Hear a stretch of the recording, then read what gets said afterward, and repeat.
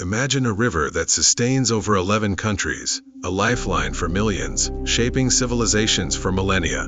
This is the Nile. But today, the very waters that have brought life are also a source of intense tension, threatening to boil over into a serious regional conflict. For thousands of years, the Nile has been more than just a river. It's the beating heart of Northeast Africa. From its sources in the lush Ethiopian highlands and the Great Lakes region, it flows north, nurturing diverse ecosystems and human populations. For Egypt, the Nile is everything. It's a desert nation, and over 90% of its freshwater comes from this single river. Ancient Egyptian civilization rose and thrived entirely thanks to its annual floods. Even today, the population pushing 100 million, their very existence is tied to its flow. But here's a crucial point. The majority of the Nile's water, over 85%, actually originates hundreds of miles upstream, in the Ethiopian highlands, from a river known there as the Abay, or Blue Nile.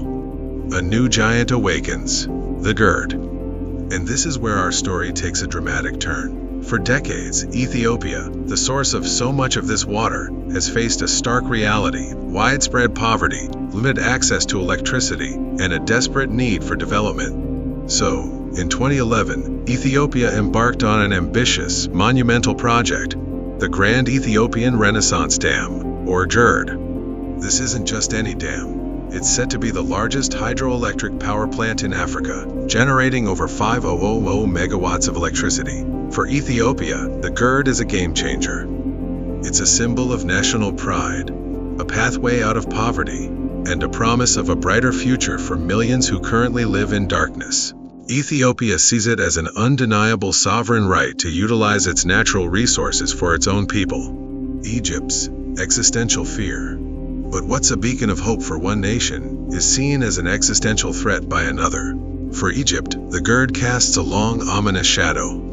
Their fear is simple, yet profound. If Ethiopia fills and operates this massive dam too quickly, or without proper guarantees, it could drastically reduce the amount of water flowing into Egypt. This isn't just an inconvenience. It could cripple their agriculture, devastate their economy, and leave millions thirsty. Adding to the tension are historical agreements, primarily from the colonial era, treaties from 1929 and 1959, which essentially granted Egypt and Sudan the lion's share of the Nile's water and, crucially, gave Egypt veto power over any upstream projects. Ethiopia, understandably, rejects these agreements, arguing they were signed without their consent and are inherently unfair. The sticking points: filling and operation. So, what are the actual sticking points in the negotiations? Firstly, the filling of the dam's reservoir. Ethiopia wants to fill it relatively quickly, in perhaps 5 to 7 years, to start generating power and recoup its investment. Egypt demands a much slower process, possibly 12 years or more, especially during dry years, to allow their own reservoirs to adapt and mitigate impact. Secondly, the rules for its long-term operation. Egypt insists on a legally binding agreement that dictates how much water Ethiopia must release, particularly during prolonged droughts. They want guarantees for their historical share of the water. Ethiopia, while open to cooperation, guards its sovereignty over the dam's day-to-day operation and prefers more flexible guidelines. The stakes and the future. The stakes couldn't be higher.